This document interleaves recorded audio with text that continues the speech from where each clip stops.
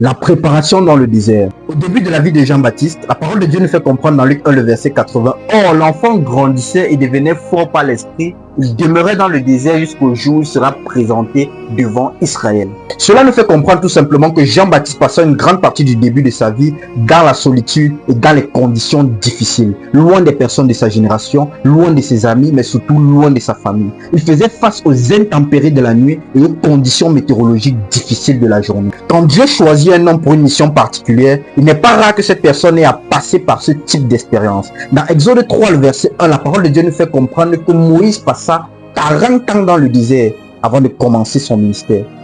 David également passa de nombreuses années poursuivi par Saül dans le désert. L'apôtre Paul également, dans Galates 1, le verset 17, passa 3 ans dans le désert d'Arabie. Et même notre Seigneur Jésus passa 40 jours dans le désert. Toutes ces personnes que je viens de vous citer éprouvaient certainement de la frustration et se disaient en eux-mêmes, est-ce que c'est ça véritablement servir Dieu? L'attente dans le désert est souvent plus difficile à vivre que la souffrance de la persécution. Or, Dieu conduit souvent ceux qu'il a choisis de passer par un temps de désert avant de faire des grands dirigeants sur cette terre. Nous le voyons clairement avec des grands serviteurs de Dieu qui sont passés sur cette terre, comme les apôtres premièrement, comme les T.B. Joshua, comme les T.L. Osborne, comme les Catherine Kuhlman, comme les Benson Idahosa, qui ont eu le type de ministère qui se tient au premier plan.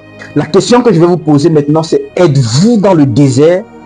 Si c'est le cas actuellement, alors j'ai une bonne nouvelle pour vous. Dieu vous prépare pour une grande bénédiction. Dieu vous prépare pour quelque chose d'extraordinaire, pour un ministère qui se tiendra au premier plan. Alors, pendant que vous passez par ce temps de désert, soyez focalisés. Dans Luc 4, le verset 14, la parole de Dieu nous fait comprendre qu'après le désert, après les multiples tentations, après les souffrances, Jésus fit son retour avec la puissance de l'esprit et il opéra des miracles, des guérisons de façon extraordinaire. Alors, comme Jésus, reste focalisé pendant cette période de désert. Laisse-toi affiner par Dieu. Laisse-toi remodéliser par Dieu. Reste focalisé et tu verras comment Dieu manifestera sa gloire au travers de toi et tu toucheras énormément de personnes et tu choqueras également ta génération. Sois énormément béni.